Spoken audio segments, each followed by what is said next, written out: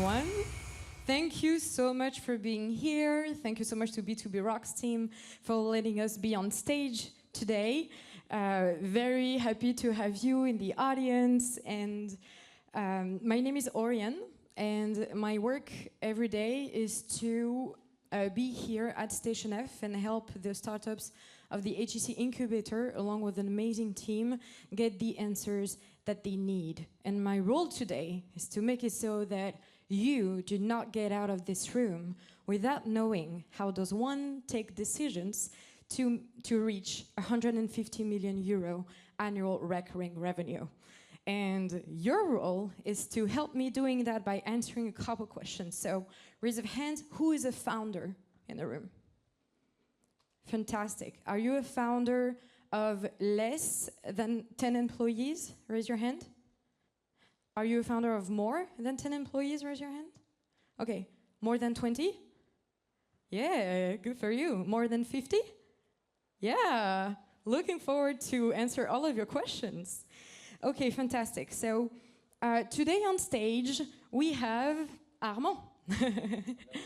Armand in 2012. Yes, you can applaud him. Hello, everyone. And you will want to applaud him even more once I have finished introducing him. So you have created Brevo in 2012, is that correct? It's a company that you brought today to 500,000 customers across 180 countries with an annual recurring revenue of 150 million. And you have also been growing by buying 8 companies, all of which have their team fully integrated now when it goes well, which is pretty seldom in the M&A area, so worth noting. And since this lifestyle isn't busy enough, you use your weekend to work on other projects, like Solar and Blue. You go from SaaS to deep tech because SaaS wasn't difficult enough. And but doing that, you use all of the lessons that you have learned from the past 12 years. And today, these lessons and the decisions that you made, that you will or will not replicate in your future companies, you will share them with SaaS founders today at B2B Rocks. Thank you. Thank you. Super excited to be here and share the lessons of these 13 years. Fantastic.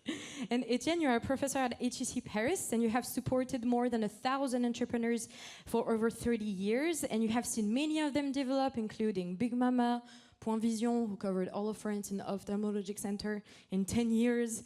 And at HEC Paris, so we know that we have 1/3 of the French unicorns that are from the HEC Paris ecosystem, and also 1/4 of the Next 40 and the French Tech 120 rankings. And you have seen them grow, and you have analyzed their success and sometimes as well what didn't work. And you have a PhD in management science on the respective influence of trust and calculation in the evaluation of young innovative companies. And in one of your articles, what I love about Etienne is that he writes, if my DNA were sequenced and we looked at it closely, we could find that we have a lot in common with the creator of Excel. Which I think sums up your addiction to database forecast and decision making, and gives our audience a preview on how Etienne is the perfect person to be sitting next to Armand here and to help understand what leads him to his success and how you can inspire from it for your own ventures. Thank you, Etienne, for being here as well. And so before we get to hear from them, I have just a question that I want to ask to you, the audience. Picture yourself in Armand's shoes 5 or 10 years from now. Hundreds of employees traveling from one of the 6 countries in which you operate in. By the way, Armand, take a flight earlier to be able to be with us, so thank you for that. And so when you picture yourself in Armand's shoes, what do you feel? Do you feel, I want to get there, but it sounds overwhelming? Okay. Do you feel, I want to get there, but I am afraid I cannot make it? Okay, that's fair. Who thinks, this is my dream life and I know I can do it? Yay! Look at you. Who's saying, I would love to do that, but what do I do? Okay. And who thinks, no way I'm doing this, I want to exit sooner? Okay, I expected some raised hands, but it's good. You have great ambition. I love this. All right. So Armand, let's take you back a few moments in time. What was Brevo, or formerly Sendinblue, like when you were, let's say, 10 employees? How far did you think you would grow? Yes, I never expected to reach 150 millions. And my initial goal, the first years were pretty tough. I think the first years are the most difficult, and also when you learn the most and when you test your business model. So these first years are super important. And I was suffering so much that I said, okay, I took some money from my business angels, and I said, okay, now let's reach 1 million, and 1 million I promise. I will quit. 1 million revenue was really very high for me, and after a few years I reached 1 million, and then 10 million, and then 100 million, and probably we reached one day 1 billion, and after it's just a flow. But I never expected to reach this level when I had 10 employees. So you never expected this, but you had to make decisions, and you had to make decisions on several areas. And now I just want to know what we should focus on. So while I speak about a subject, raise your hand if you want us to stay longer in this subject. So you had to build a powerful vision, of course, to attract people. Who wants to know more about this? All right. You had to know who to sell to, when, how, and what. Ooh, let's question about this. You needed to surround yourself with the right team. Okay. And you needed to have the right processes to scale as well. Oh, lots of questions about this. And you needed to nail your investment and financing strategy. And finally, you needed to also be a bit smart about competition, because it's a very competitive industry where you were, right? I agree. And I don't see too many answers, too many answers about that. But I think for me, it was really key. It's a competition. I think it's very, very important. This is my opinion. Fantastic. We'll talk about this very soon. So can you please just take 2 minutes to explain to us, because this is where it all starts, right? Your global vision and how it serves you today. Maybe we can sit a little bit. Yes. So what is your global vision? How it served you today? Has it changed since the beginning? Of course, maybe you didn't expect to be that big, but please walk us through that a little bit. Yes, sure. So we started as a web agency, and when I was talking about this 1 million, I was working, I was building websites for some clients, and I found it really, really difficult. But the day I found this product, and I figured out there are millions of SMB in the world. It's a massive, massive market. I have a product that I think that I can scale, and I found it pretty easy, and I thought, okay, now we can really make something big. So this idea of this ambition came after the first years, but when I had the product, I knew I could do something really, really big. And and even today, I mean, for me, it's we have 3 values in the company, and today is day one, and I still feel that it's just the beginning, and tomorrow we will be the leading CRM in the world. So I was super ambitious as well, and apart from this goal, which is I would say a competition goal, being the first one among others, because I am a competitive market. I would say our vision is really to help millions of organizations to connect seamlessly with their clients, their contacts, using technology. So this is what we try to do each day at Brevo. Okay, cool. Thank you so much. And just so that I know a little bit more better, so the vision that you're talking about, it is directly linked to the value proposition that you have for them. Was that obvious from the beginning, or is that something you reached after a moment?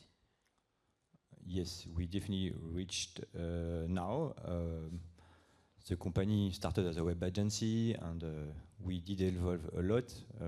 We had always we did always operate in the contact management system. We started helping very small companies. I was really interested in these very small companies, in NGOs at the starting, and helping them to send newsletter. So it was really that pain that we wanted to solve, because there was no tool at the time. And after everything came from that first idea. Okay, so very first something very specific. Etienne, maybe you had examples that. Yeah, no, I love this kind of examples, because sometimes you have a vision, you test it beforehand and you deliver. But in this case, it was a service company. It's painful, but you learn a lot about real pains while asking customers. And you dream of a product that sells a bit alone. And so, yeah, of course, service, it sucks. It's not scalable. And you dream of scaling. And the first million, of course, it's the most painful. And I recall that the median fundraising at seed stage, it takes 3 years, 700K revenues in order to be funded. And so, yeah, it's painful, but you learn a lot, and then you find it. And it's the same thing with the founder of Criteo. He wrote a book about On m'a dit que c'était impossible, and they pivoted twice. They even partnered on a misunderstanding, and they even were funded on a misunderstanding, and then they found an amazing business model, an amazing value proposition, and they scaled. And that's what you did. And then only sky is the limit, and then you have to execute. And the last point is super important. Yeah. Execution. Yes. So we'll get to that. We'll get to execution. We'll get to the competition. At that very specific point of development of your startup, where you did what all of the founders here in most of conferences is to find a focus pinpoint and dedicate 80% of your time on it. At that point, really specifically, on which data did you rely on to make decisions? So, I had, and you are completely right, Etienne. I think the early days, when you suffer a lot, you also learn a lot. It's really key. Huh? Unfortunately, the human beings like that. The more you suffer, the more you learn. I am a bit exaggerating, but and at that time, when I was a service company, I was using AdWords and buying keywords to find clients. And you know, I reuse this skill at the early days of Brevo. You know, it's a super competitive market. It's also a giant market, and finding the right go-to-market, the right opening model to acquire our first clients was really, really key. And I was I'm very analytic, and in the first days, the metrics, cost of acquisition, new revenues, new clients. Each day, even today, each day I connect to my dashboard and I check the number of new clients I'm getting each day.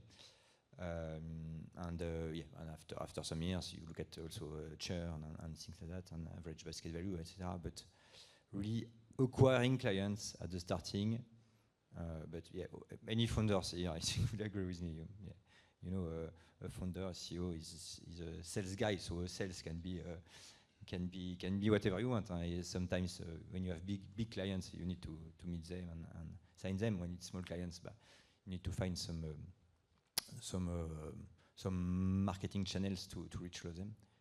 But our first KPIs, first data was really cost of acquisition. Cost of acquisition. So was it big at the beginning, and then can you walk us through a little bit the story here? Yes, of course. So do you want me to explain the...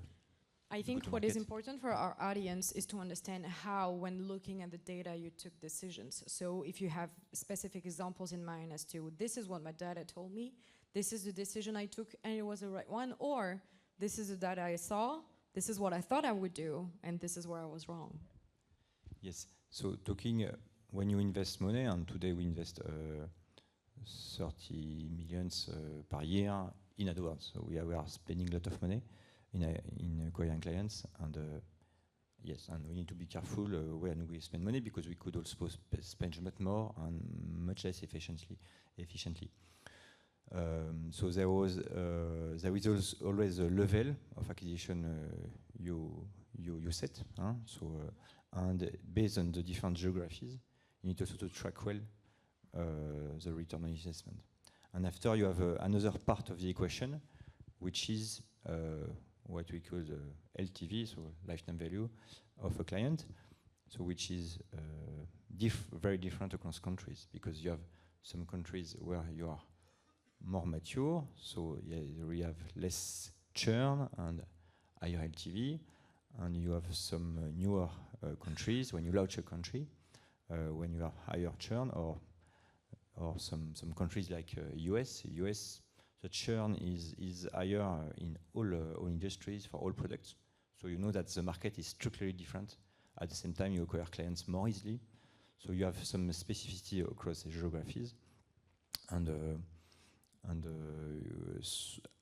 when talking about taking data to take decision, when you go to a country, and it's super easy for us because we didn't have any sales team. So what you do, you test, and for instance, Brazil, I heard a lot of stories of people very successful in Brazil. So we said, okay, let's go like many other companies that were successful, and we spent a lot of money in Brazil, and after 6 months, we just stopped the investment because we look at the data, and so the metrics are not working. I would say what's important is also, and the VCs understand that very well, is that your metrics are improving over time, very significantly. Now in France, 95% of new revenue acquisition is 100% free. It's organic. Clients are coming because Brevo is known by a lot of people. So, and of course we didn't know that 10 years in advance. But you also need to understand the maturity of your market, and so invest more in the countries where you are newer. Absolutely. My question is then, how did you identify key sales bottlenecks within your sales cycle as Brevo grew? I guess another way to ask my question is, how did this data very specifically help you determine who to sell, how to sell them? And after that, Etienne, if you would like to give some framework that people could use for that, that would be great. Yes, so today we have two go-to-market. We have a self-serve go-to-market. It's 70% of our revenues is people buying online, and they put their credit card and they have a subscription plan. And 30% is our enterprise offer, so it's very different because you have a sales process, sales cycle, 1-year contract, and 50 euro if you are self-served, and 20K in average per year, 20,000 euro in average if you are enterprise client. And we were self-served during many years, and at some point the new revenues started to lower a bit. We were looking at, and still we are looking a lot about the new revenues, not the revenues, but the new revenue. So the new revenue is a derivative of your revenue, of course, and it gives you your level of acceleration. And when you see that curve lowering, we said, okay, what is the next step? And our competitor at that time was MailChimp, obviously. It was very MailChimp is super known in many countries. It's a super powerful brand, and they do 1 billion revenue. So when you reach 100 million, and you say, okay, but if I want to make 1 billion revenue company, how do I do that? And and you look at other competitors in the space, not very far, which are much bigger, and you say, okay, let's now compete with them. So we really change our approach, and now the company is, and the product team, and we have a big revenue team, a sales team of more than 100 people now. So it's much bigger. But really based on the growth of our new revenue plus competition point, which is that MailChimp, our competitor, was only a company with 1 billion revenue, which is big, but and small. I mean, All right. maybe it's look big, but when you reach certain level, you want Yeah. your returns. Yeah, it never ends. Okay, very interesting.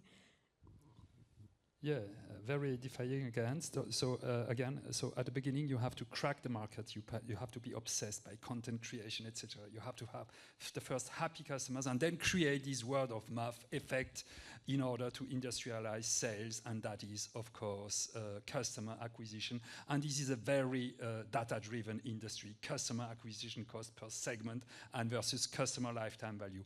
Of course, if the value prop is rotten, the user break-even ratio is not good. But in your case, then you know, and if you have figures, if you have the audience, then the challenge is to grow, to decrease this customer acquisition cost, and to diversify, and to know the game to play. And often it's some amazing companies are sometimes copycats of existing companies. Doctolib is a copycat of an American company. Penny Lane and They Toilet is a copycat of Intuit. And they start, you want to be the king of the hill, but which one? Start with a hill. And one day maybe you will have to fight against this big competitor because you have been bigger, you have enhanced your business model, and you have executed and optimizing. And all these, what I call bullshit startups in rapid delivery, they all died in 2022 because the sauce was more important than the fish, and it was bullshit. When you have an amazing value proposition, people cherish you, and the churn is limited, even in competitive markets. That seems easy, but it's not, of course, and then you have to deliver. Yeah. So once you have found that very specific value proposition and that you focus, Yes. thanks to all of the information that you talked about, Yes. and you really focus on 80% of your time Yes. on this very specific, at some point you have to diversify. And I think that's the case of some of the founders that are in this room who are over 50 employees. Maybe they get to a point where they need to diversify, and from your initial product you have changed. So maybe I will ask Etienne first. When you're at that stage, how do you weigh the different options? You know, you have geographical diversification, you have upstream integration, downstream integration. How do you choose between all of these paths? And then Armand, I would love to hear how you did it. Depends on your goals, because there are about 15 different ways, and you cannot do all in one time, because otherwise you become an energy dissipating machine, and you also don't have enough bandwidth unless you take drugs, but this is not recommended, and you are less creative when you take drugs, but I never took anything in my life. So it's sometimes intuitive to say, I have customers, I will sell them more stuff, but depends on the goal. Maybe even reaching 150 million ARR is not the topic, because if you are valued maybe 100 times your turnover, that was Figma, but they have 200 million, because the challenge is to become sexy and dangerous, and how do you do that depends on your goals. Of course, if you want to create a company that you'll pass the torch to your kids, it's another game than scaling it. And then, of course, you may enter new countries, but of course, this is a new language, new business models, new acquisition costs, etc. You may enhance your product. You may reach other customers. You cannot do everything. And so you took some decisions. And of course, this is a decision taken at board level with business decisions. And the case is, if it's how to become the most valued possible, you have to do this reverse engineering of exit. And of course, in this case, I will challenge you about what is the way for you to be the laziest CEO, which you will never be, but the most efficient. And what should you do in order, in a few years, to become a unicorn or a happy CEO or both, etc. That's the challenge. But you cannot do all in the same time. Even Microsoft, even Google cannot do it. You have to be efficient and make some moves on your existing customer base or on other markets. But if it's other markets, it's another product, it's even another sales team, it's another management, maybe it's even another company. Yes, no, I cannotly agree with that. In the starting, we really focused. I mean, our client base was the world and all SMB in the world, but were super focused on having the most accessible and the most simple campaign creation builder. So Each time we revise this builder, and each time I was sure it was the last time, and we revise it 7 times. Imagine 7 times, and it's really painful when you make a builder online and it's compatible with all the email devices, etc. It's super painful. But we did that, and we are really obsessed. And by having these 5 or 6 pages, which are super easy to understand, intuitive, accessible, and so on.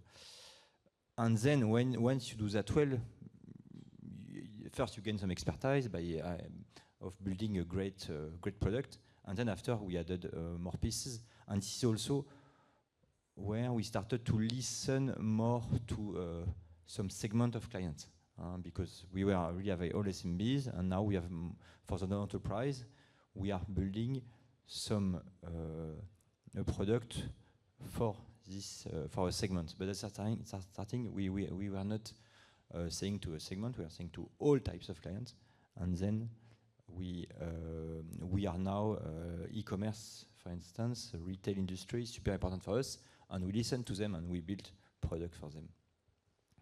Okay, fantastic. So what I hear from what you've been saying is that one of the key things in order to know how to sell and who to sell is like having this obsession about having a value proposition that is unbeatable. So what in your case, a very accessible product for very cheap. And for example, when we prepared the conference, we talked about how some associations can use completely for free your product. You have a freemium strategy, and it always comes back to like making it as accessible as possible. It makes me think of the CEO of Bureau Vallée, who from the 90s went through all of the crisis by always focusing on making it still remaining the cheapest version for office supplies, which was focusing on the key value proposition that he had for his client. So having an unbeatable value proposition and then building from there always by listening to your market. Okay, that's very clear. But in order, and this enables you to grow. But in order to grow, you not only do you need to find an exceptional team that can withstand the pressure of acceleration, but also in order to make better decisions, you have to identify your own bias and find other people that can help you fight this bias, meaning the people that are cognitively different than you, in order to make better decisions. So my question to you, Armand, is while you were doing this work, at which point did you delegate to whom, for which type of decision, and how did you choose the people that would make decisions for you? Very interesting question. As I always say, a company is first a human adventure, and I really think it very deeply. I think it's people interacting together. And the second point, which is also very important once you understand that, is that you have one life, and first hire people that you go well with. I mean, don't take your clones, of course, but it's like when you buy companies, if you meet founders and if you don't have the fit in the first meeting, whatever is doing the product, even if it's amazing and so on, if you're cheap, don't buy the company. So it's super important to understand that it's a company, it's human beings working together, and I think you need to have a team that could be your friends in another life, even if they are not your friends at work.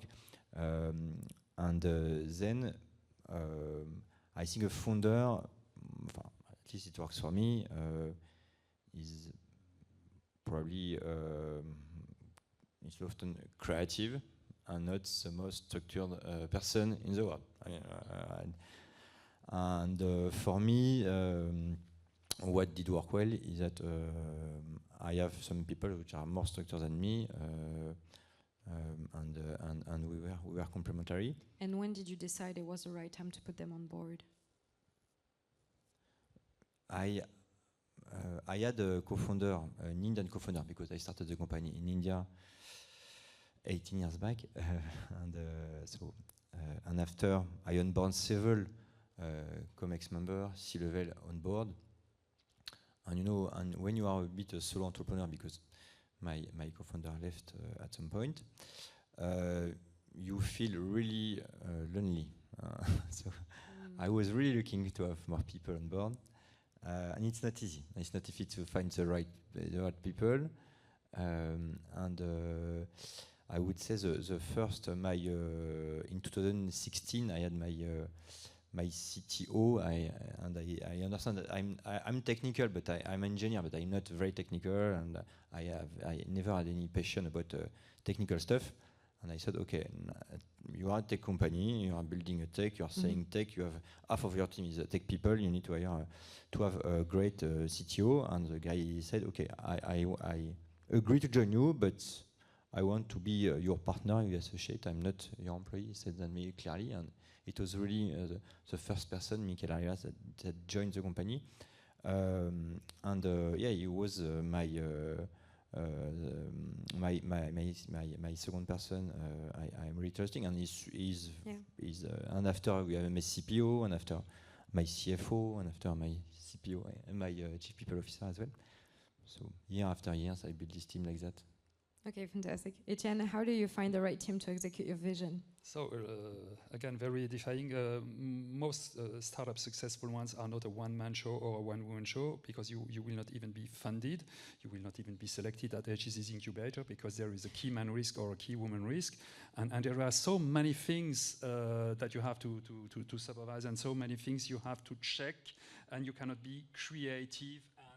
As you said, and so again, 75% of the startups are created by 2 or 3 co-founders, which are not clones of you or of me. It would be quite boring, but who are complementary in terms of competence and temper. And that also takes us to the personal alchemy. And that's also what you say when acquiring a company. If you don't have the fit, it's a shortcut from a rational analysis.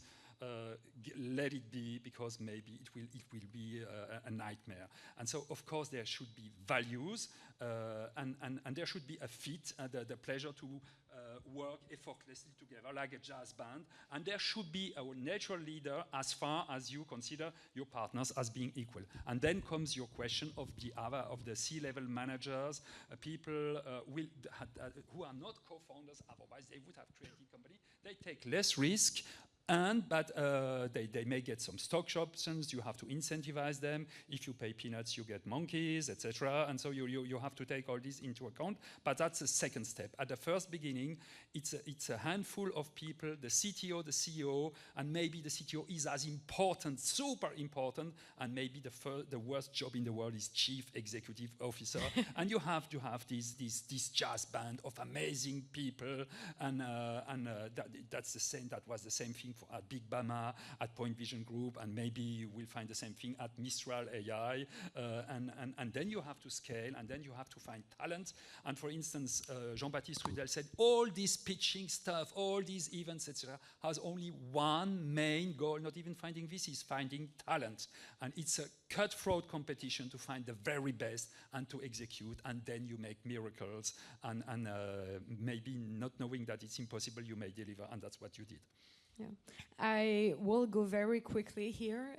We only have 7 minutes left, but I have so many questions. First of all, who says reaching 150 million euro says surviving, and who says surviving says cash management? You have a freemium product. How did you manage cash management? So the freemium model doesn't bring us anything, actually. People think that you are started by free, and after you get paid. That's not the reality. The reality is that 95% of people on a free product stays free. And we are super proud, and many people in the company or investors that tell me, okay, why not to restrict the freemium, give less features, etc. And we see so many organizations in France, for instance, but in all the world that are using Brevo, and it makes me so proud. You know, NGOs, they are giving their time for free. Those organizations, we need to donate at some point. Also, you are a company, but you are living in an ecosystem with NGOs, with people that are not living in this money world, or less money. And I think it's important to give back a bit, and people that are much bigger and companies that are much bigger, they pay a bit for this client. So about cash management, I mean, we were lucky because we have this agency, web agency start to always be more or less profitable. But the first years, cash management was a very, very difficult time, and I remember some asking money from my parents-in-law. We are 29th of 2 days before a salary payment. You say, can you make a wire transfer because I cannot pay the salary? So yeah. So now it's very, very, very, very far from the situation. But cash management, yeah, it's really painful. It's really painful. There's a saying in Silicon Valley that cash is more important than your mother. And Etienne, you wrote an article who says cash is almost as important as your mother. Yeah, because of course it's absolutely bullshit to say that it's more, but it's super important. And successful entrepreneurs, when after they survive that, they tell you that they almost faced death. Same thing with François Pellin, with Pierre Kosciusko-Morizet, Prime Minister, etc. They say that post hoc that they didn't pay themselves, that they even had difficulties to pay the salaries, and those were the days. And then you survived it. And what doesn't kill me makes me stronger. Absolutely. And there's a lot of cash management questions that can be answered. We do not have the time today, but we'll make other events just like this. Armand, have you considered exiting Brevo? Yes, I even received several propositions at some point. I have to choose in 2017. I mean, and we had a 50 million check versus Partech investment as a valuation of 40 million. So, yeah. But I said, okay, let's try to continue a few more years. And after second time, it was in 2020, it was it's two propositions, the same company buying us called Melgun, and it was the check was a bit higher, 160.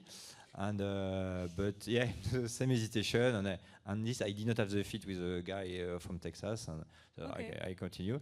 And now I ask myself so many times the questions, and I am a bit in the case of giving the company to my children. It's probably a bit an exaggeration, but no, I don't see